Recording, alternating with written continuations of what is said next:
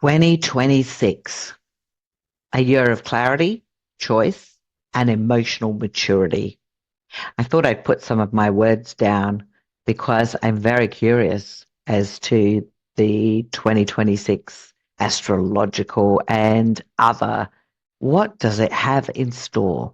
Well, there is no shortage of information about love, relationship, dating, astrology, manifestation, psychology, attachment styles, you name it. And that is the problem. Most women are not lacking insight. They're overwhelmed by too many voices, conflicting advice, complex explanations, things that don't translate into real life decisions. Who do you believe? What actually matters? What do you do with all of it?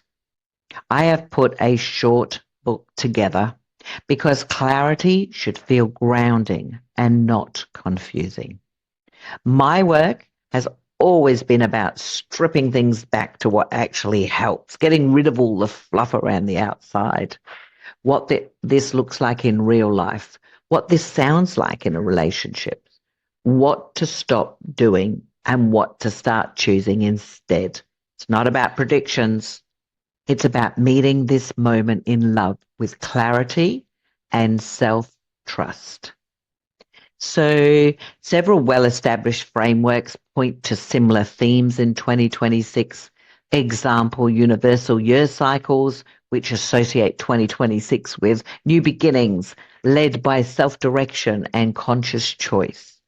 Astrological cycle shifts, where slower moving planetary changes often coincide with periods of increased prosperity, responsibility, maturity, and long-term focus. Psychological patterns, particularly around identity, consolidation, boundary clarity, and emotional regulation.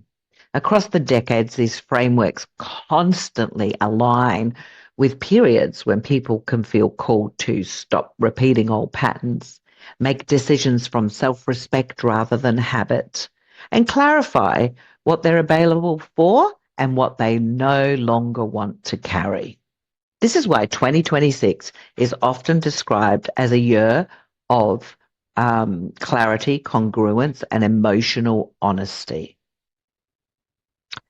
So I want to just talk into that.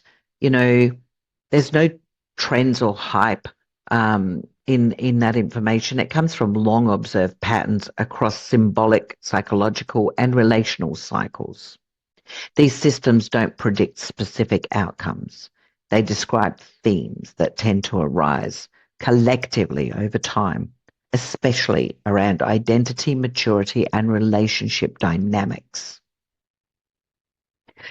This is why so many women are saying, I can't do relationships the way I used to. I don't want drama, I want depth.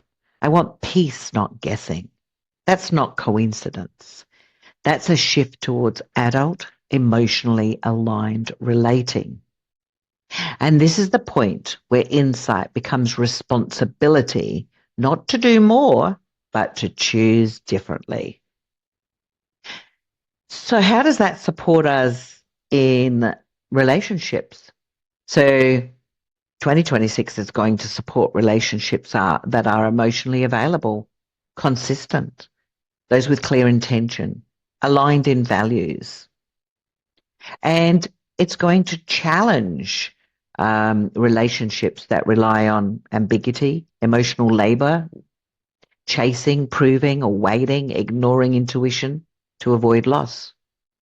This year makes one thing very clear. How you choose matters much more than how much you want something.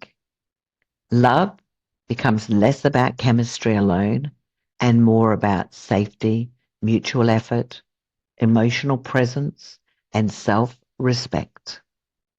So instead of asking, what do I need to make this work?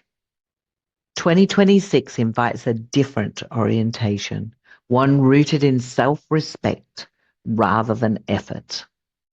The real question becomes, Is this aligned with the woman I am now? So think carefully, get clear. And if you'd like my book, just drop Secure Woman 2026 in the chat and I'll send it to you. Stay tuned, subscribe to my channel where I share so much that I do with my clients. And if you're looking to be mentored in love, in attracting love, in dating with confidence, check out my free masterclasses. The link is in the bio. I've got one coming up in January and I hope to see you there.